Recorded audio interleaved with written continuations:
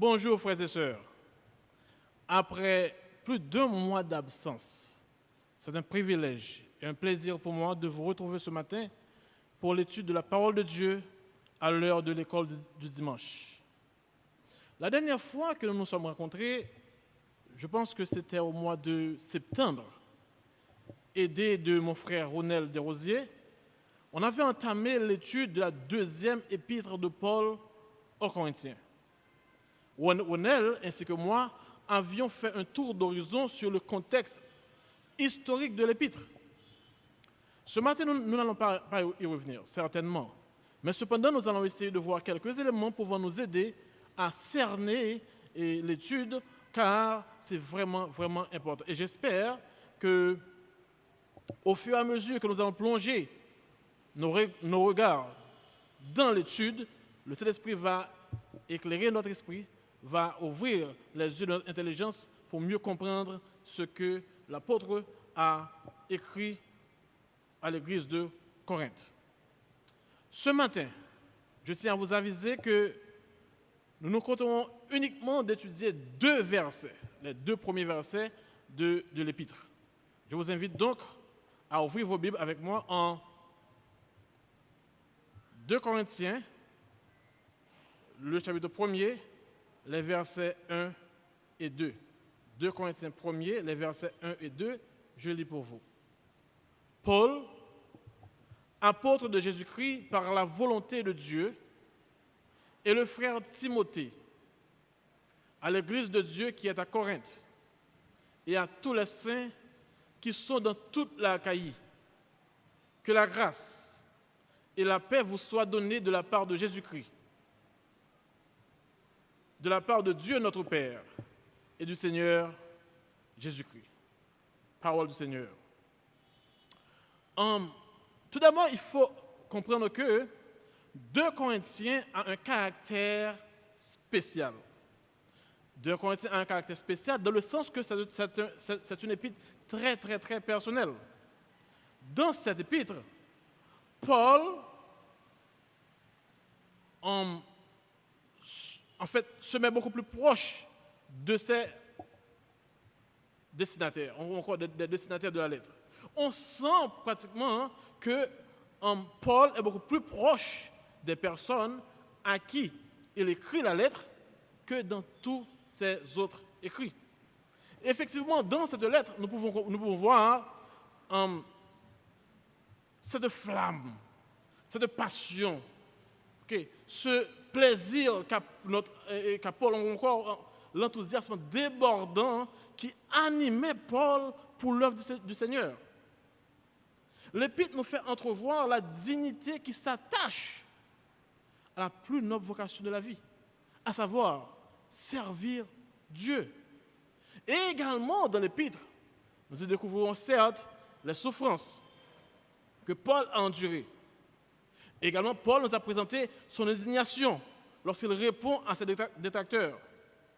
Mais Paul nous ouvre l'accès à tous les secrets de son âme. C'est pour la raison pour laquelle que nous disons que la deuxième épître aux Corinthiens est pratiquement une épître qui a un caractère très, très, très personnel.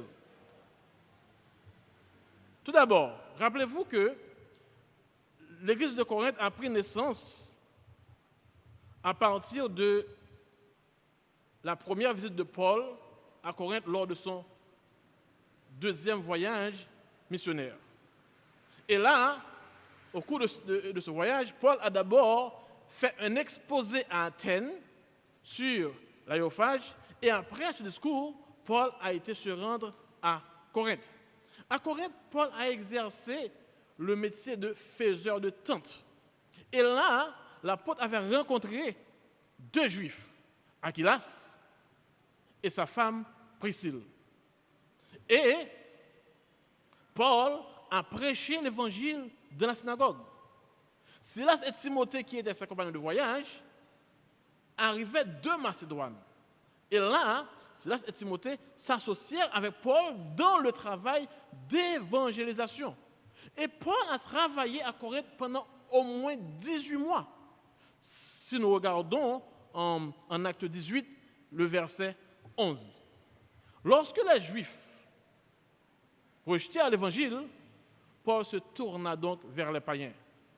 Mais mécontent des conversions qui se produisaient, tant parmi les Juifs que parmi les païens, les autorités juives traînèrent Paul devant le proconsul Galion.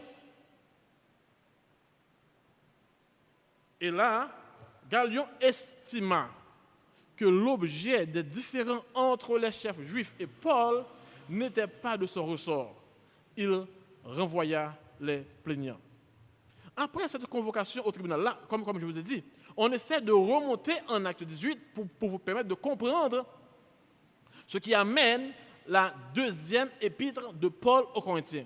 Après cette convocation, Paul demeura encore à Corinthe pendant plusieurs jours.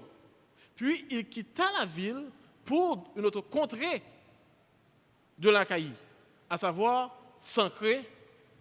Ensuite, il se tourna vers Éphèse, puis il retourna à Césarée et à Antioche. Cependant, lors de son troisième voyage missionnaire, Paul retourna à Éphèse et là, Paul y passa 2 ans.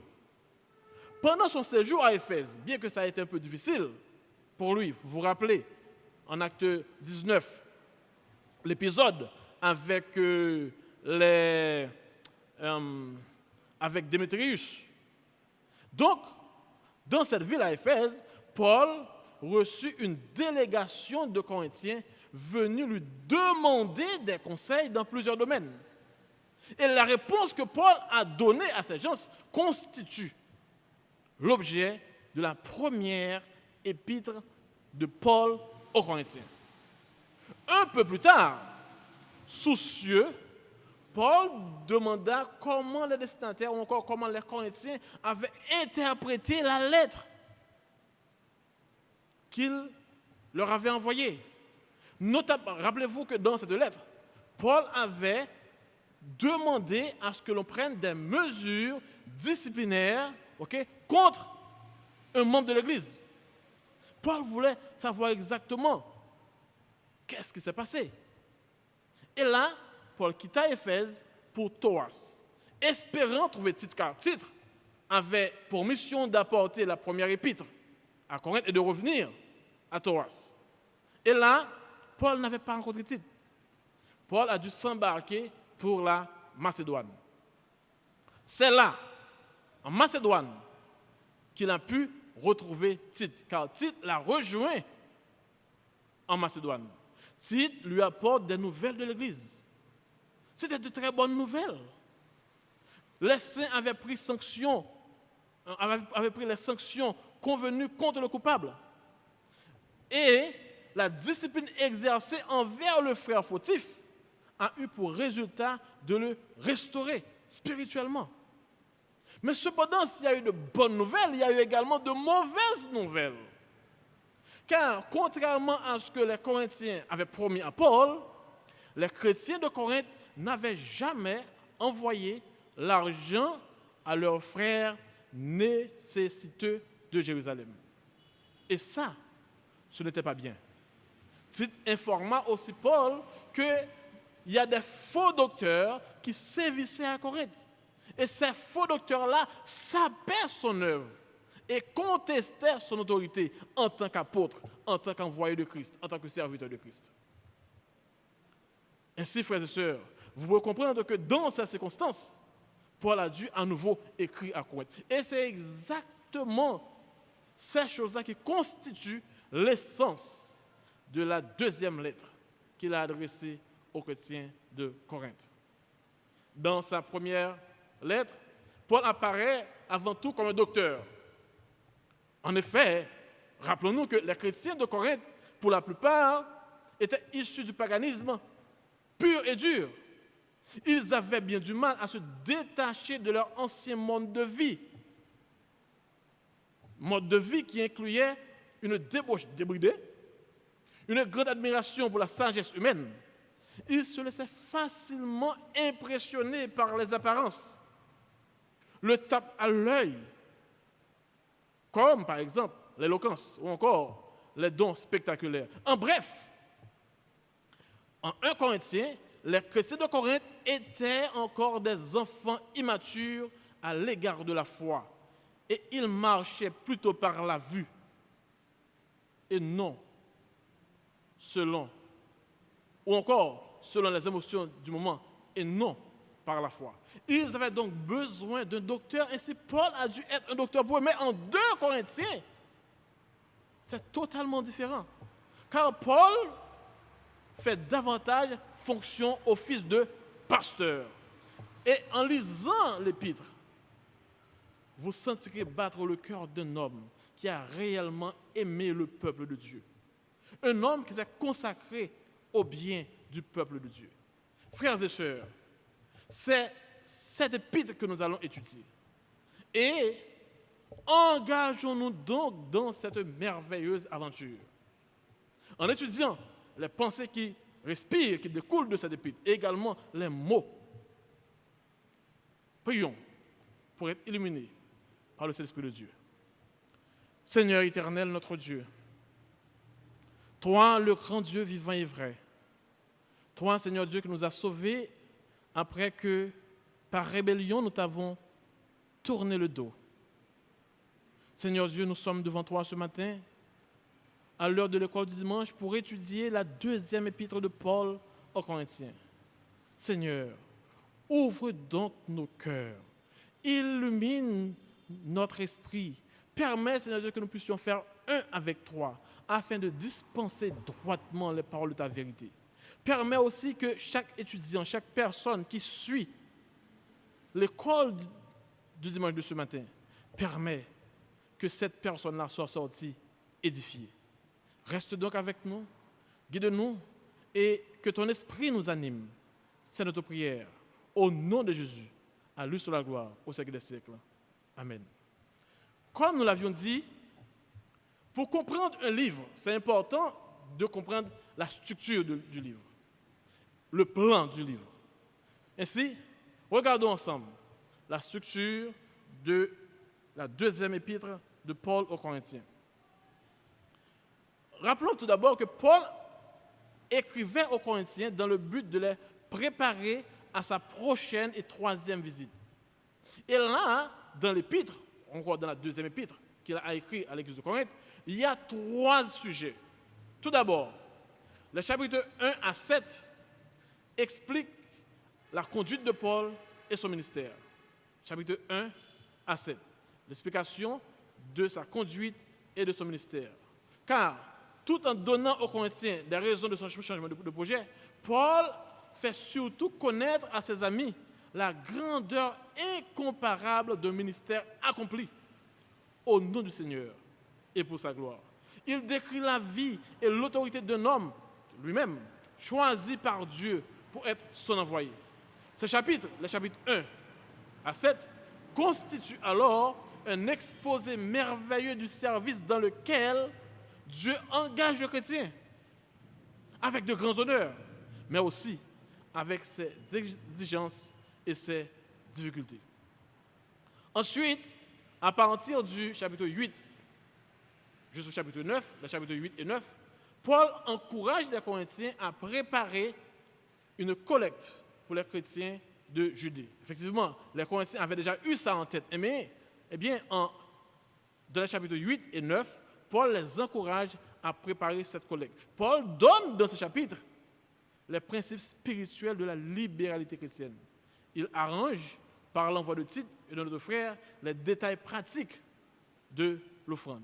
Et enfin, dans le chapitre 10, à partir du chapitre 10 jusqu'au chapitre 13, Paul défend son autorité d'apôtre de Christ. Rappelez-vous que l'un des soucis qu'avait l'apôtre, c'est que Tite, à son retour de Corinthe, lui avait informé qu'il y a des docteurs, des faux docteurs, qui sapaient son autorité. Eh bien là, Paul, dans le chapitre 10 à 13, défend son autorité d'apôtre de Christ. Les faux docteurs se à Corinthe, ils sapaient son œuvre, ils connaissaient son autorité. Eh bien, Paul leur donne une réponse. Paul essaie là de réveiller l'Église sur son autorité, sur exactement son apostolat. Et en Exactement. Il donne des preuves témoignant que son apostolat est authentique. Et remarquez bien, vous allez voir exactement quelque chose de fondamental, d'extraordinaire dans ce chapitre. C'est que Paul parle de ce qui fait la force de son apostolat. C'est quoi la force? Exactement. Paul dit que ce qui fait la force de son apostolat, c'est sa propre faiblesse. C'est ce message. Le message que la puissance de Dieu se manifeste dans notre faiblesse, qui relie toute la lettre et lui confère une importance si grande pour les chrétiens. À plusieurs reprises, au moins 12 fois, vous allez voir, par exemple, en 2 Corinthiens 1er, les versets 8 et 9, en 2 Corinthiens 2, le verset 12, en 2 Corinthiens 3, le verset 5, 4, le verset 7, l'apôtre parle de sa propre insuffisance. Il se vante même.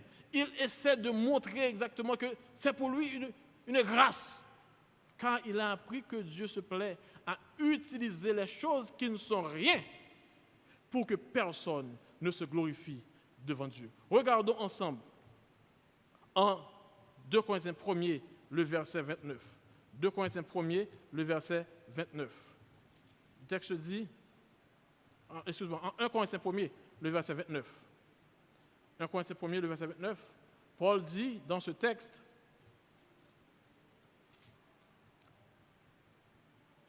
« 1 Corinthiens 1er, le verset 29, Dieu, 28-29, Dieu a choisi les choses viles du monde et celles qu'on méprise, celles qui ne sont point, pour réduire à néant celles qui sont, afin que personne ne se glorifie devant Dieu. » Ainsi, la faiblesse de Paul, loin d'être un handicap dans son œuvre pour Dieu, donne à son maître la parfaite occasion de faire triompher sa puissance. Quand un serviteur de Dieu s'appuie sur sa propre habileté, il oublie la source de sa force et se prive de la grâce de Dieu, qui seul suffit à tout. Et c'est là, frères et sœurs, une des raisons qui fait que cette lettre demeure essentielle pour le chrétien qui veut plaire à Dieu aujourd'hui. Cette lettre contient le secret du succès dans le travail auquel le Seigneur nous appelle. Ce secret, c'est qu'une plus grande connaissance de sa propre faiblesse et une confiance accrue dans le Seigneur. Maintenant, commençons par étudier l'épître. D'abord, les versets 1er à 3. 2 Corinthiens 1er, versets 1 et 2, excuse-moi. 2 Corinthiens 1er, les versets 1 et 2.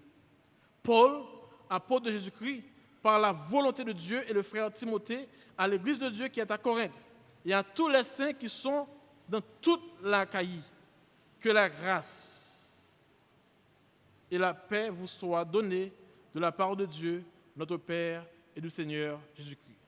Paul, apôtre. Regardez, Paul commence par se présenter comme apôtre. Pourquoi? Et c'est quoi un apôtre? Un apôtre, c'est un envoyé. Ça vient du grec apostolos, envoyé. Et dans le Nouveau Testament, les apôtres sont considérés comme les serviteurs de l'Éternel sous le régime de la Nouvelle Alliance. Ceci dit, toute personne qui travaille en tant que serviteur de l'Éternel dans le Nouveau Testament est considérée comme un apôtre, comme Moïse dans l'Ancienne Alliance. Et si regardons ensemble en 2 Corinthiens 3, le verset 6, 2 Corinthiens 3, le verset 6, le texte nous dit, il nous a rendus capables d'être ministres d'une nouvelle alliance, non de la lettre, mais de l'esprit, car la lettre tue, l'esprit vivifie. Dieu nous a rendus capables d'être les serviteurs d'une nouvelle alliance. Mais il faut comprendre aussi que lorsqu'on parle d'apôtres au sens restreint du terme, cela sert à désigner les 12 qui ont été choisis par Christ. encore les personnes qui ont été choisies par Christ dans le ministère. Il y a d'abord les 12 disciples et également Paul sur la route de Damas. Ça, c'est dans un sens beaucoup plus restreint. Et on peut dire aussi que les apôtres jouent actuellement le rôle des prophètes de l'Ancien Testament.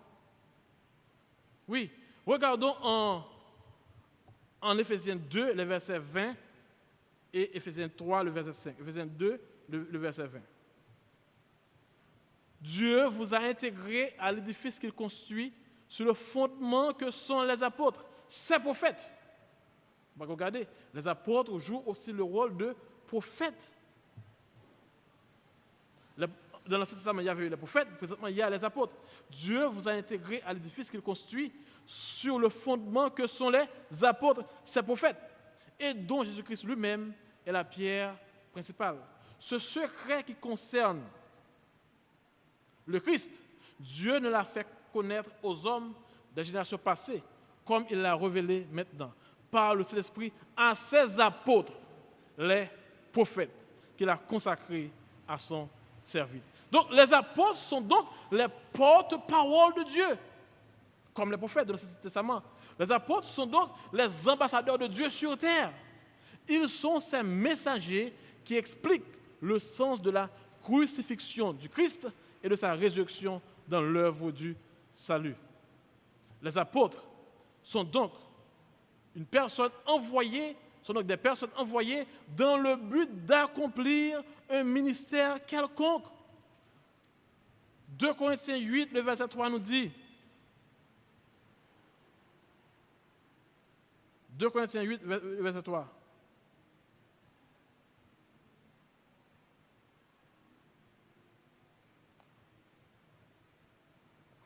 Ils sont, je l'atteste, donnés volontairement selon leurs moyens.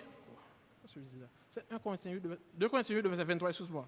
J'ai dit le verset 3, c'est le verset 23. 2 Corinthiens 8, le verset 23. Ainsi, pour ce qui est de Tite, il est notre associé et notre compagnon d'œuvre auprès de vous.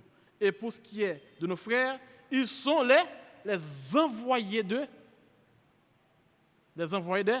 églises. La gloire de Christ. Donc, l'apôtre, c'est une personne envoyée dans le but d'accomplir un ministère quelconque. On peut appeler cela aussi un apôtre. Et le texte dit Paul, apôtre. Mais apôtre par la volonté de Dieu. Apôtre par la volonté de Dieu. Paul dit pratiquement que ce n'est pas de son propre chef qu'il est apôtre, mais il est apôtre par la volonté de Dieu. Ceci dit, sa vocation en tant qu'apôtre a été voulue par Dieu. Son titre d'apôtre de Jésus-Christ est d'une grande importance. Car Paul n'écrit pas en tant que frère, mais en tant qu'envoyé, en tant qu'apôtre, investi de toute autorité de son maître. Paul ne prend pas la parole de son propre chef, de sa propre initiative. Il est le chargé d'affaires de Dieu, une personne qui a reçu un appel de Dieu. Et si ceux qui, dans l'église de Corinthe, contestent son titre, mettent en cause également l'autorité de Dieu lui-même. Parce qu'il est apôtre par la volonté de Dieu. Et regardez bien, Paul a pris soin de préciser cela dès le début de la lettre. Paul, apôtre par la volonté de Dieu. Puis il dit, et le frère Timothée. Paul s'associe à Timothée. Mais qui est Timothée? D'abord, Paul dit, le frère Timothée. Timothée n'est pas son frère en biologique, c'est son frère dans la foi. OK? Et en 1 Timothée 1er, le verset 2, Paul appelle Timothée son fils dans la foi. Paul a connu Timothée au début de son deuxième voyage missionnaire, en Acte 16, le verset 1er. Il nous a dit que, de ce texte, Paul, et voici, il y avait là un disciple nommé Timothée, fils d'une femme juive fidèle et d'un père grec. Normalement, les parents de Timothée étaient juifs et grecs. Son père était grec, sa mère était juive. Donc, Paul a rencontré Timothée lors de son deuxième voyage missionnaire. Et Paul a travaillé avec Timothée. Timothée l'accompagnait toujours. Et probablement, lorsque Paul était à Corinthe, Silas et Timothée l'ont rejoint à Corinthe. Ainsi, on pourrait dire que l'église de Corinthe connaissait Timothée. De plus, Timothée aussi a été à Corinthe. Si vous regardez en 1 Corinthiens 16, le verset 10, Timothée aussi a été à Corinthe. Ainsi, lorsque Paul s'associe avec lui, c'est comme un témoin du message. Paul veut dire aussi que Timothée est témoin du message qu'il écrit. Paul, apôtre, et le frère Timothée, à l'église de Dieu qui est à Corinthe. La lettre est adressée à qui? À l'église de Dieu qui est à Corinthe. L'église. C'est quoi l'église? L'église d'abord, c'est un mot qui a des racines grecques, ek, sortir de, et ecclesia, assemblée. Ek, sortir de et assemblée. Ainsi, l'église, normalement, peut être une assemblée quelconque. Si vous regardez en Acte 19, le verset 32, vous pourrez voir cela. Il est dit, quelques-uns même des Asiates qui étaient ses amis envoyèrent quelqu'un vers lui pour l'engager à ne pas se rendre au théâtre. Ceci dit, là, il y avait une assemblée. Donc, c'est une assemblée quelconque. Okay? Et ce mot-là, dans ce sens-là, le mot est rarement utilisé dans l'Ancien Testament. Cependant, l'Église aussi peut être vue comme l'ensemble de tous les chrétiens de tous les siècles, formant un seul corps. Je reprends. Les chrétiens de tous les siècles formant un seul corps. Ça, c'est l'Église. Les chrétiens de 1930, les chrétiens du Moyen-Âge, les chrétiens d'aujourd'hui, les chrétiens de Jérémie, les chrétiens de Port-au-Prince, les chrétiens de New York. Donc, ce sont tous les chrétiens, indépendamment de l'espace et du temps. Tous ces chrétiens-là, formant un seul corps, constituent l'Église, l'épouse de Christ. Et ça, nous retrouvons ces idées en Éphésiens 1er, le verset 22. Éphésiens 1er, le verset 22. Regardons ensemble. En Éphésiens 1er, le verset 22. Le texte dit, Éphésiens 1er, le verset 22. Si vous trouvez avant moi, vous pouvez lire. Il a tout mis sous ses pieds et il l'a donné pour chef suprême à l'Église. Je dis à l'ensemble des croyants, indépendamment de l'époque, indépendamment de l'espace, indépendamment du temps, de la période, tous ces croyants-là constituent l'Église. Tous les sauvés constituent l'Église. C'est une assemblée de tous ceux-là qui sont sauvés. Si vous regardez en Acte 2, le verset 47. Eh bien, au moyen du baptême de Christ, tous ces sauvés-là constituent l'Église de Christ. Et l'Église est également une innovation du Nouveau Testament, car du vivant de Jésus, l'Église n'existait pas encore. Sur ce, j'aurais bien aimé ouvrir une petite parenthèse. Il y a certains frères, les sectes comme les adventistes, qui prétendent que Jésus avait observé le sabbat. Car, disent-ils, dans le Nouveau Testament, précisément dans les évangiles, il y a plusieurs références de Jésus qui observait le sabbat, qui rentrait dans la synagogue pour adorer. Mais cependant, ce qu'ils n'ont pas compris, c'est que Jésus devait faire cela. Parce qu'en fait, l'Église n'existait pas encore. Et Jésus était un juif. En tant que juif, il était important pour lui d'observer les principes juifs. C'est exactement. Ainsi, et c'est pour ça que Jésus disait en Matthieu 16, verset 18, « Je bâtirai mon Église », le futur. « Je bâtirai mon Église », car l'Église n'existait pas encore. Et cette Église-là, l'ensemble de tous les croyants, indépendamment du temps, de l'espace, de l'époque, de la période, constitue ce que nous appelons l'Église universelle, l'Église invisible, distincte de toute organisation humaine dans le christianisme actuel. Il y a également une troisième idée de l'Église. Ce sont les assemblées de croyants en divers lieux, comme à Corinthe. On peut parler de l'église de l'Assemblée Shalom Baptiste Fondamentale comme une église. Donc les croyants qui se réunissent dans ce lieu constituent une église. Corinthe, les croyants de Corinthe constituaient une église. Ainsi, Paul disait à l'église de Dieu qui est à Corinthe. Dans cet endroit-là, il y avait une église. OK? Donc, il faut comprendre que l'église, ce n'est pas le bâtiment, ce n'est pas le bâtisse. L'église, c'est le regroupement de chrétiens. Les chrétiens qui se regroupent constituent l'église, mais pas le bâtiment. Ainsi, par exemple, lorsqu'il a dit en Colossiens 4, le verset 15, il a dit l'église qui est dans sa maison. Donc, dans sa maison, il y a quand même un groupe de croyants qui se réunissent, okay, pour adorer le Seigneur. Et Paul dit, on poursuit, Paul dit l'église de Dieu qui est à Corinthe. Regarde, je tiens à attirer votre attention sur le fait que Paul était à Philippe. Philippe est une région de la Macédoine.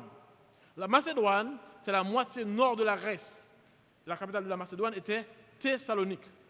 La Macédoine regroupait Philippe, Thessalonique, Bérée, etc. Et Paul a écrit la lettre à l'église qui est à Corinthe.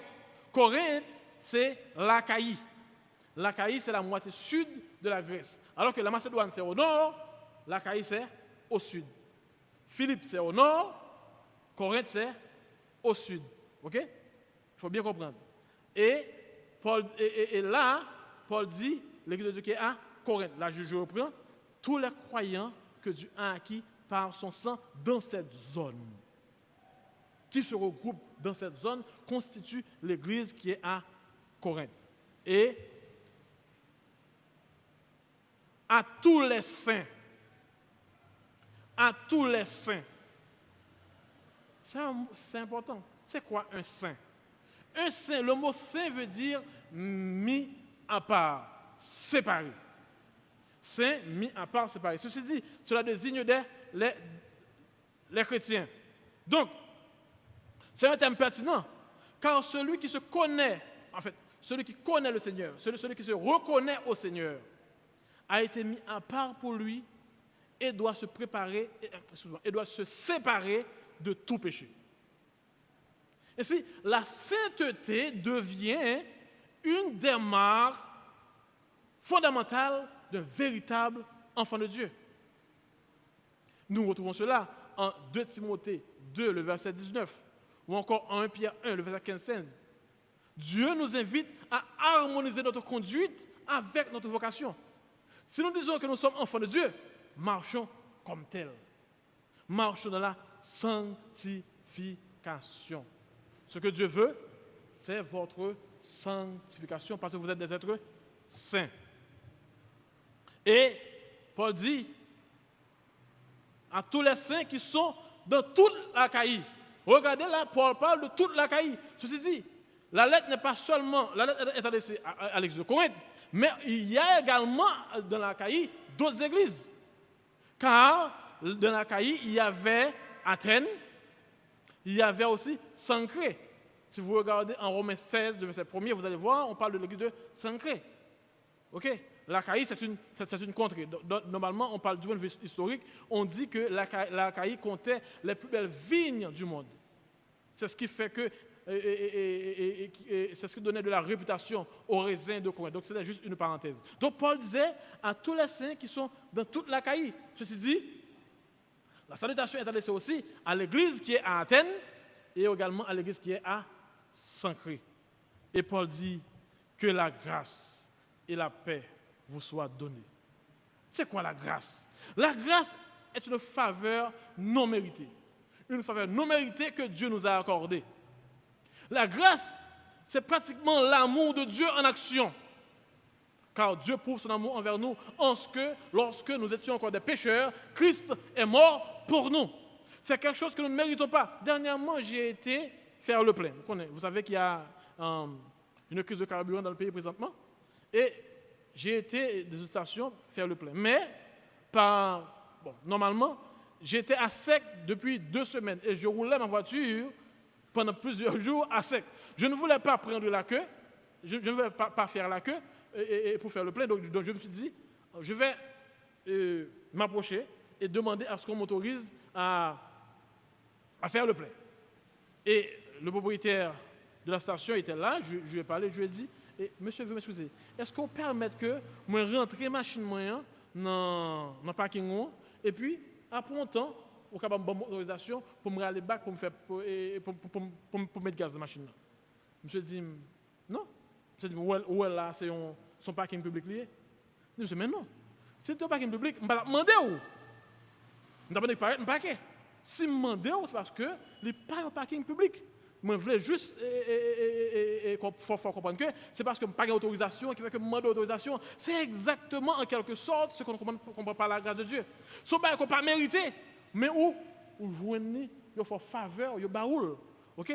Donc, Paul dit que la grâce et la paix de Dieu, que la grâce et la paix de Dieu vous soient données. Donc, avant la grâce, l'homme ne pouvait pas connaître la paix. Et si la paix est l'un des bienfaits qui découlent de la grâce.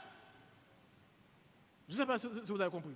C'est parce que Dieu vous a fait grâce que vous allez obtenir la paix. Si vous n'avez pas fait grâce, vous ne pouvez jamais gagner la paix. Et il y a 2 façons de voir ça. Tout d'abord, la paix est une cessation d'hostilité. Okay? La paix, la paix que Dieu nous donne est d'abord une paix qui résulte de la cessation d'un état d'hostilité. Si vous regardez en Jean 3, le verset 36, Jean 3, le verset 36, dit que, on donne un aperçu de cela. Car, quand on est en conflit à quelqu'un, on n'est pas en paix. Et le texte nous dit, celui qui croit au Fils à la vie éternelle, celui qui ne croit pas au Fils ne verra point la vie, mais la colère de Dieu demeure en lui. Donc, pas de la paix, il n'y a pas de paix. Parce que vous allez subir le poids de la colère de Dieu. OK? La deuxième chose, c'est que la paix aussi est celle qui est intérieure. Donc, la paix que Dieu donne est d'abord quelque chose qui résulte de la cessation d'un état d'hostilité. Nous ne sommes plus ennemis. Parce qu'avant, on était des ennemis de Dieu par la désobéissance. Mais, en dehors de cela, de par sa grâce, Dieu nous donne une tranquillité d'esprit, une paix intérieure.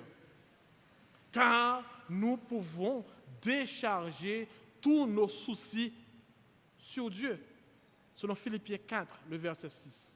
Cette paix est d'autant plus appréciable en vue des afflictions que le chrétien est appelé à subir. Dieu seul peut donner ces 2 bienfaits d'une manière parfaite et durable. Et c'est Paul dit que la paix et la grâce vous soient données. Vous avez la paix, et comme vous avez la paix, eh bien, vous allez avoir aussi, vous avez la grâce. Comme vous avez la grâce, vous allez avoir aussi la paix. Parce que vous n'êtes plus en rébellion contre Dieu. Vous êtes maintenant devenu un ami de Dieu. Et également, vous avez une sorte de quiétude d'esprit, même à travers les afflictions. Nous allons voir cela la semaine prochaine. Et Paul dit, poursuit pour dire, que la paix et la grâce vous soient données de la part de Dieu. La source de la paix, la source de la grâce, c'est qui? C'est Dieu. Et seul Dieu peut donner la paix. Je vous donne ma paix. Pas comme le monde la donne. Je vous donne ma paix. Et de la part de Dieu notre Père et du Seigneur Jésus-Christ. Donc la source de la grâce et de la paix, c'est Jésus-Christ. Mais le canal, c'est le Seigneur Jésus-Christ. Car Jésus-Christ a reçu l'onction. Dieu notre Père. Oh, j'ai failli oublier. Paul disait la paix de la part de Dieu notre Père. Vous savez, à force d'avoir souvent entendu cette expression, Dieu notre Père, nous oublions combien est précieuse la vérité qu'elle communique. Et c'est important de vous le rappeler ce matin. À quelques rares occasions dans l'Ancien Testament, Dieu se révèle comme un père pour Israël. Quelques rares occasions. Si vous regardez en Jérémie 31, le verset 9, ok, c'est une des occasions. En Ésaïe 1er, le verset 2, ok. Mais ce mot, tant employé par Jésus, prend une signification toute nouvelle dans son enseignement. Parfois au grand scandale des religieux. Parce que là, les religieux ne peuvent pas comprendre que Jésus disait que Dieu est son Père. Si vous regardez en Jean 5, le verset 17 et 18, vous allez voir exactement qu'il y a un conflit entre les religieux de l'époque et le fait que Jésus ait déclaré que Dieu est son Père. Jean 5, le verset 17 et 18. Regardons ensemble. Le texte dit, mais Jésus-Christ leur répondit, mon Père agit, jusqu'à présent, moi aussi j'agis. À cause de cela, les Juifs cherchaient encore plus à le faire mourir, non seulement parce qu'ils violaient le sabbat, mais parce qu'ils appelaient Dieu son propre Père, se faisant lui-même égal de Dieu. Donc, le chrétien a l'immense privilège de s'approcher de son Créateur et de l'appeler personnellement Abba, un terme qui veut dire Père. Ce mot évoque pour l'enfant de Dieu tous les rapports d'amour et de confiance qui existent entre un bon Père et les siens. C'est un privilège immense pour nous d'avoir Dieu pour Père, le gouverneur de l'univers. Et Jésus-Christ, je vous ai dit, c'est le canal. C'est Dieu lui-même qui a choisi le nom de l'enfant Jésus. En Matthieu 1er, le verset 21, Dieu a dit, on l'appellera Jésus. Le mot Christ n'est pas le nom de Jésus. Le mot Christ, c'est un titre. Jésus est le Christ, c'est-à-dire le Messie des Juifs, loin de Dieu. Ainsi, le Messie, c'est quelqu'un qui a reçu l'onction. Donc Jésus est loin de Dieu. Le mot grec Christos désigne celui qui a reçu l'onction. Frère, comprenez bien ce qui devrait se passer dans le cœur d'Israël. De comprendre que Jésus est le Messie de Dieu. Et longtemps, les prophètes ont été là à attendre ce Messie. Jésus, le Messie. Jésus, de la part de Dieu, notre Père, de Jésus-Christ, notre Seigneur. Seigneur, c'est un terme qui désigne l'autorité du Maître. C'est pratiquement ce mot-là qu'on avait employé dans l'Ancien Testament pour parler de Dieu, car les Juifs ne voulaient pas nommer le Dieu. Et c'est chaque fois qu'ils voient Dieu, ils disent Seigneur. Donc, ceci dit que Jésus est l'égal de Dieu. Le fait de dire que Jésus est le Seigneur atteste la divinité de Jésus-Christ et son unité avec Dieu, son Père. Frères et sœurs, nous venons de voir l'introduction du livre, les salutations. Paul, apôtre de Jésus-Christ, par la volonté de Dieu, et le frère Timothée, à l'église de Dieu qui est à Corinthe, à tous les saints qui sont dans toute l'Achaïe, que la grâce et la paix vous soient données. J'espère que vous avez bien compris cette leçon. Et si vous avez des questions, vous pouvez toujours les poser. Nous sommes prêts à maintenant apprendre des questions. La semaine prochaine, nous allons aborder les versets 3 à 11 qui parlent du ministère de consolation dans la souffrance. Donc vous pouvez toujours préparer ce texte, 2 Corinthiens 1er, les versets 3 à 11. Prions le Seigneur et on prie. Et si vous avez des questions, nous pouvons toujours les prendre et ensuite fermer la classe. Seigneur éternel, merci pour ton amour envers nous, merci pour ta grâce envers nous. Merci Seigneur Dieu pour cette opportunité que nous avons de pouvoir t'appeler Père. Oui Seigneur Dieu, tu es notre Père. Et ce matin Seigneur Dieu, nous sommes dans la joie de jouir de ce privilège. Garde-nous donc, permets que nous puissions passer une excellente journée et permets que nous puissions t'adorer comme toi seul le mérites. Reste avec nous donc, bénis-nous, protège-nous, bénis le pasteur, bénis tout ce qui aura été fait au cours du culte qui va suivre. C'est notre prière au nom de Jésus ton Fils. À lui sur la gloire au siècle des siècles. Amen.